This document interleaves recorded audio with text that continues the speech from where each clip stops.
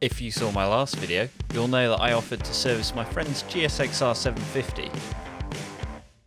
Then I instantly regretted that because I found a multitude of problems, with the most worrying being a loose spring in the engine after I drained the oil. No, what is that? Yeah, not ideal. So in this video, I'm going to try and fix this bike, despite discovering a few more worrying things along the way. So what started out as a simple service has now turned into something a lot more extreme. I'm going to take the side off the clutch and then see if I can just confirm like what I saw with the spring that's missing and see whether that bolt actually came out or it sheared off, and then see if I can see where the bits are, whether it's even in there, because I could only see the spring, I couldn't see a bolt, which is odd. But yeah, I'll take the side off and get a better look. I spoke to the guy who owns it. It kind of seemed like he didn't want to spend the money on new clutch bits, and that he wanted to just kind of, well, he's kind of almost of the mind of like, it hasn't caused a problem yet, so can I just keep running it like that? And I kind of said, well, I wouldn't advise doing that, and I was happy to sort it for him, but it's gonna at the very least be a clutch spring or a set of new springs, and then a bolt, and then maybe clutch plates if they've been damaged by sort of running off untrue. I don't know, I've never rebuilt a clutch before, so I'm going to take it apart, see what I find, and then go from there really, and just let him know.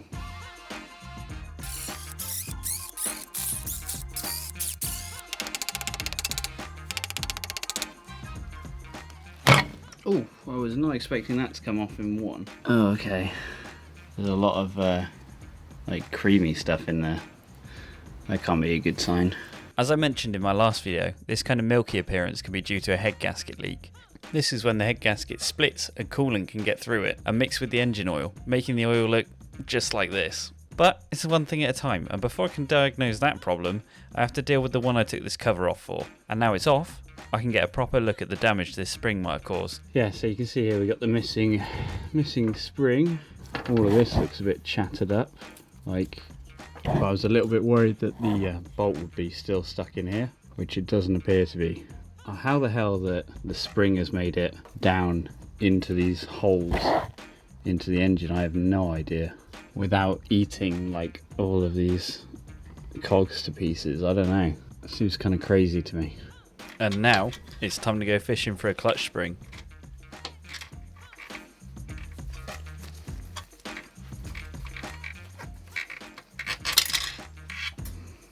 I had it on there and it got away. Oh, I can see it's right there. Maybe.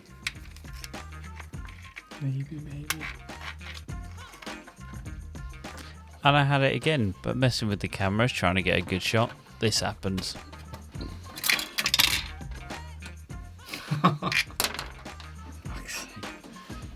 And with that, I still didn't get a good camera angle on it, but with a lot of fiddling, I managed to get it out. And considering this thing is some pretty strong spring steel, I couldn't believe the state of it. There we go, there it is. Wow.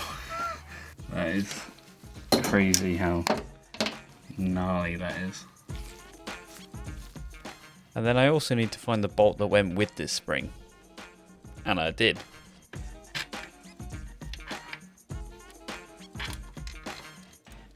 And it didn't matter what angle I tried, this little grabby thing just couldn't get a good hold on it. And after a lot of faffing, I grabbed a magnet and a bit of guitar string, thinking maybe that might get it out.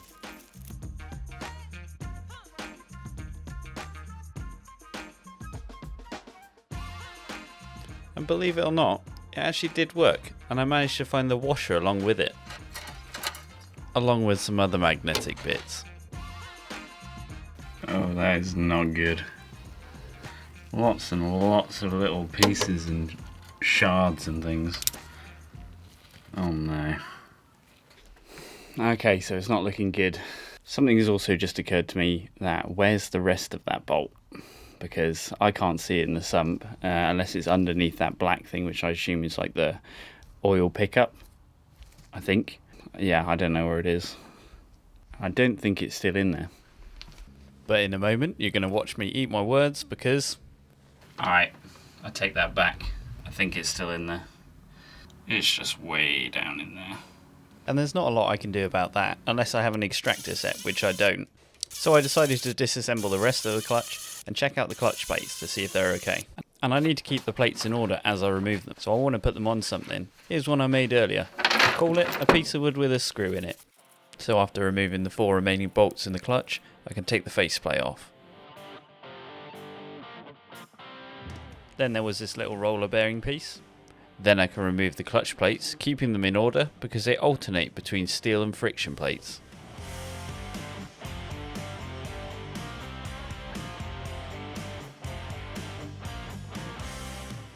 And one by one, all the plates are out. I keep cutting this into loads of bits where I keep going away and coming back because I keep doing loads of research on what to do because I don't know, I've not done this before. But now I'm kind of met with this. This is where the bolt has snapped off inside there. There you go, you can just about see it, kind of, as opposed to, you can see it all the way through on these ones. So I'm a little bit stuck with, I said to the guy who owns this bike, I can try and get that out with like a extractor or something. It looks like they go all the way through, so maybe I can get it out the back, but I don't know what I'm taking apart, so I'm going to have to go away and look at it again, because I wasn't expecting to get anywhere this deep into this bike by just doing like what I thought was going to be a simple service. But he doesn't really have any knowledge himself about bikes, so he's happy for me to do it, but I just want to do it right if I'm going to do it. That being said, he wants to do it in kind of the cheapest way possible, which is why I haven't taken off this sump to get all the little bits out. I've just tried to get as much as I can out with a magnet. He seems to think that he's happy with it because it was running fine before, and he's got faith in the oil filter. Personally, if it was my bike, I wouldn't want to do that, but we didn't pay a lot of money for this bike, and he said, well, I said to him, I'll do what you want, but if it goes bang in 6 months, then I mean, I told you, sort of thing. So yeah, if it was me, I'd be doing it a little bit differently, I think. But like I said, I'm going to go away, do a lot more research on what's behind here and whether I can take this piece off without causing too much havoc, so I can get at this, because I don't really want to drill it whilst it's still on the bike, because we don't need any more swarf in the engine because it's already got plenty. So then I remembered I was in the middle of a service when all this happened, so I decided to do the spark plugs as that was the only thing I could do. So I first of all made sure they were all gapped properly.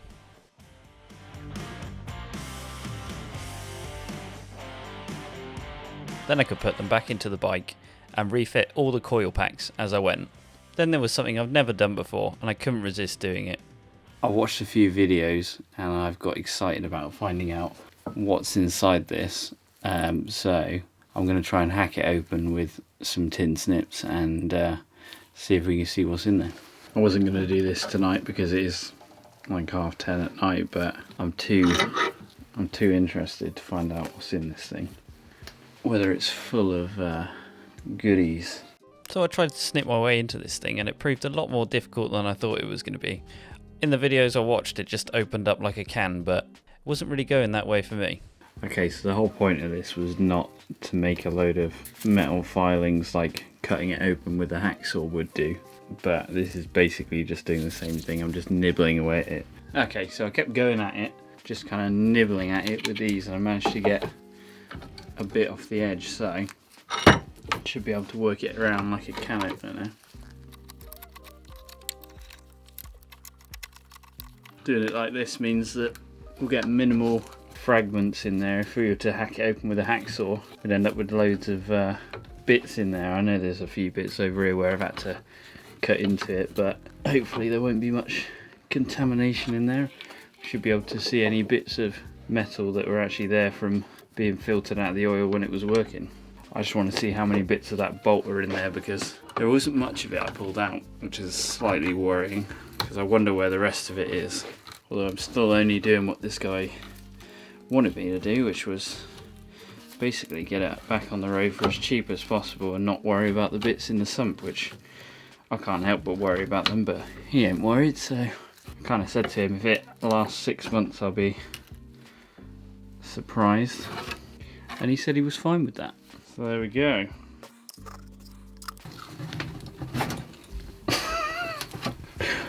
Why is everything so difficult? It shouldn't be this difficult. Surely. Perfect. Amazing. That's oil everywhere. Awesome. I feel like things are just, you know, more difficult than they need to be sometimes. All of this is covered in oil now as well. For sake. Nice splattering of oil. Just oiled the workshop nicely, so nothing's going to rust in here. These plastic boxes won't rust because they're nice and oiled now. You know, everything's intentional here. And after that little mishap, I can start cutting into the oil filter.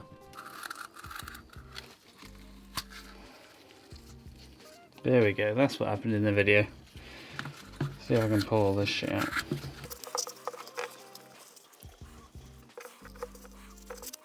Kind of seeing very little of anything right now though.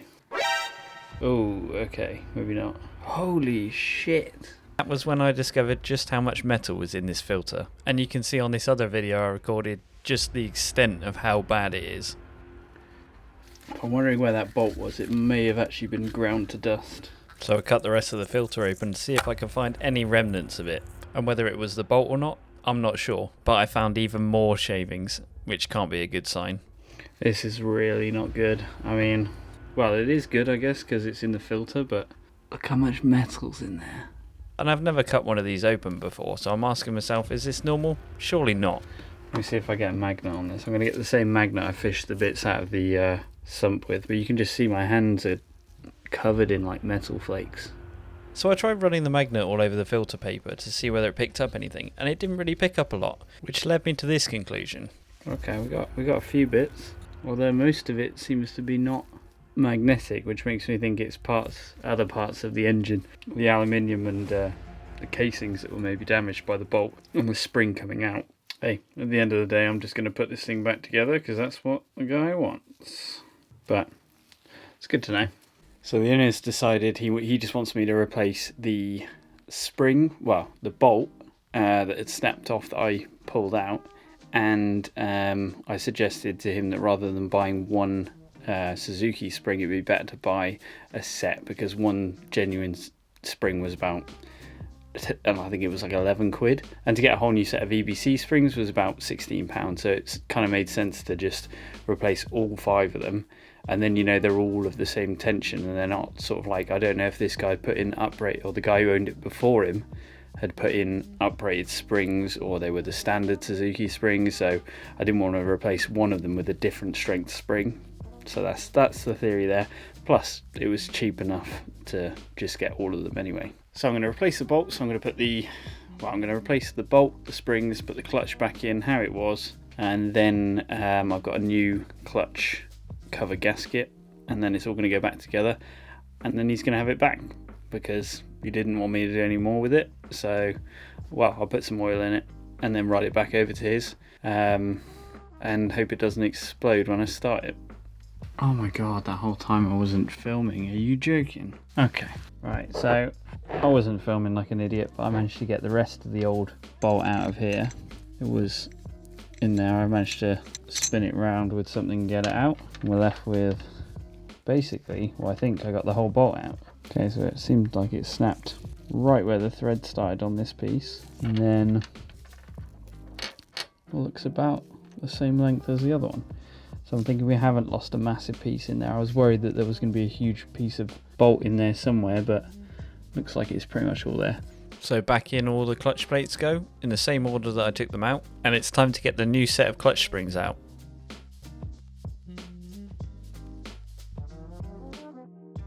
Not forgetting the nice shiny new bolt that's in one piece.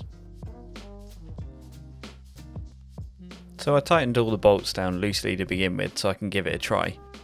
But it still didn't feel quite right. Do you think it's possible that the guy who owned it before put, like, when he did a plate change, he put like too many plates back in it? And I wish I'd never thought this, because as soon as I did, Is that possible? I knew I wasn't going to rest until I'd taken them all out, counted them, and worked out if it was right. And I'm fishing out all the plates again to check if there's the right amount of plates in there, because it just doesn't feel right. So I fished them all back out again. So we've got 10 friction plates and 9 metal plates. Is that how it's meant to be? I do not know, but I'm going to go find out.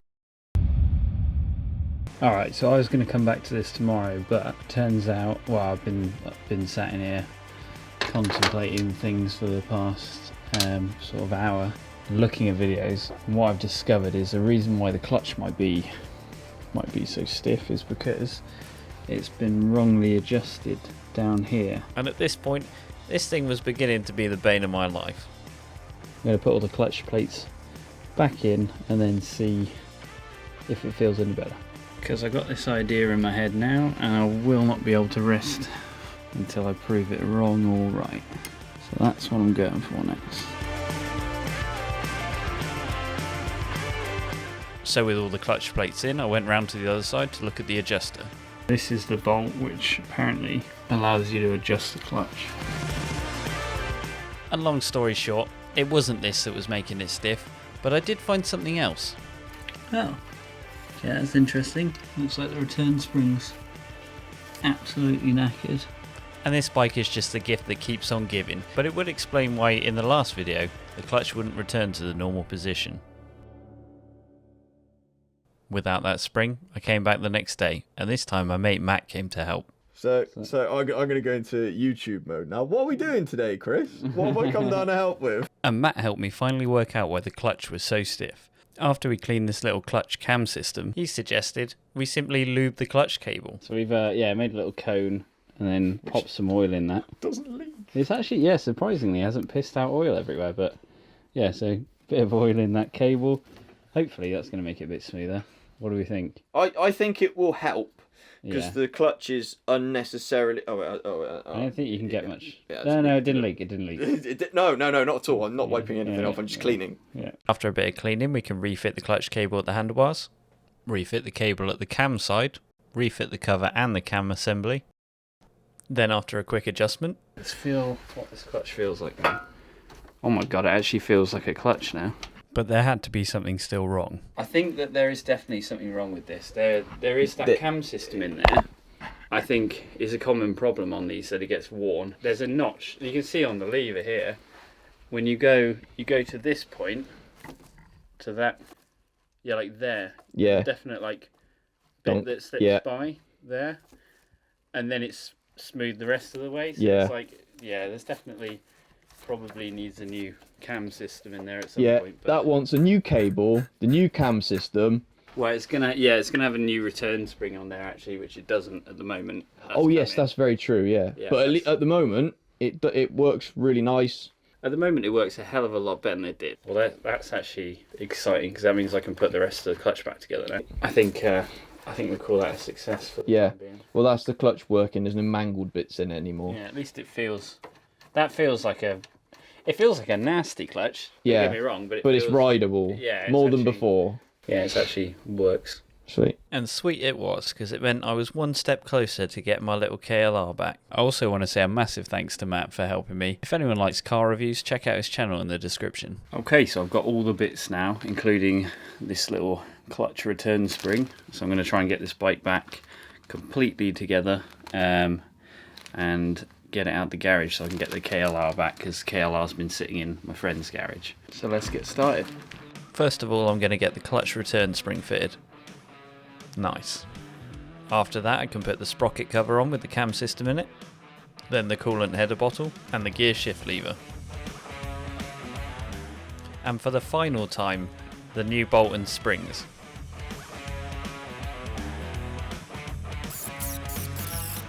And just so nobody in the comments can say I didn't talk these right,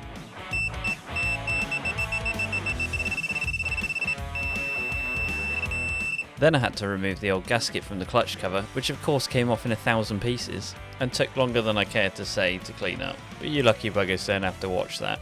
But I did spot this damage that the spring must have done when it was flying around inside there. But there isn't much I can do about that. So on with the new gasket. And then on with the clutch cover. And before I put the bolt in right above the hole, I'm going to put this back in because the last thing I want is something to fall inside this engine again. yeah, I'm done with fishing bolts out this engine. Then I can tighten down the bolts in a crisscross pattern so it goes down evenly, and this clutch is finally finished. Not forgetting to put the sump plug back in. And there's no spring rattling this time. And also I need to replace this screw that was missing in the last video, and it just so happens I have a screw that fit perfectly. With that screw we can refit the airbox, tighten it down, connect the plugs back up, tighten the clamps to the throttle bodies. The tank can be secured back on. Then I can connect the indicators and put the fairings back on. And it seemed like every bolt on this bike wasn't really the bolt it was meant to be. They were all different lengths, but despite being the same bolt, but I managed to put it all back together. And with all that nipped up, it's starting to look like a bike again. And it can finally get what it came here for in the first place, which is some fresh oil. And then with a quick oil level check, replacing the oil cap, refitting the seat, and this bike was completely and utterly done. As much as he wanted me to do with it anyway. And finally, I can put the BMW back where she belongs.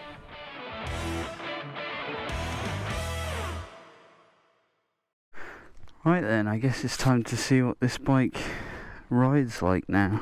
That's if the engine doesn't spontaneously combust. I let the guy know the situation and he's happy with it, so that's kind of his choice at the moment where he wants to go with it. Right then, here we go. Moment of truth.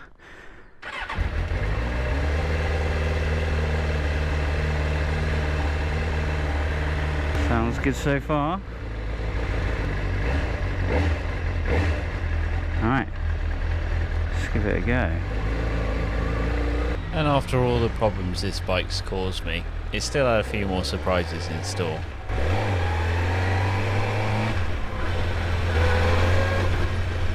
Sounds like there's straight cut gears as well. Which does not sound right. It's like that whirring noise as well. Is that normal? Because I don't know if it was doing that before. I'm sure it probably was. Now I'm watching this footage back and can hear it properly, I can say it definitely shouldn't be making that noise. I think it sounds like something to do with the gearbox, because it only makes that noise in third gear, and after speaking to the owner, he's told me it's always made that noise, so I'm confident it's not something I've caused. Although I did advise him he might want to take it to an actual mechanic to look at it, his answer was the same as before, he's just going to continue riding it as it is. So maybe in a future video, I'll be rebuilding an exploded gearbox. But for now, I'm happy to give it back as it's taken away from working on the KLR. Well, the clutch works fine, so that's kind of the main priority here. And as I mentioned earlier, giving this bike back means I can get my KLR back, meaning I can finally continue the videos on the most popular bike on my channel. But not if it doesn't start. Oh, come on.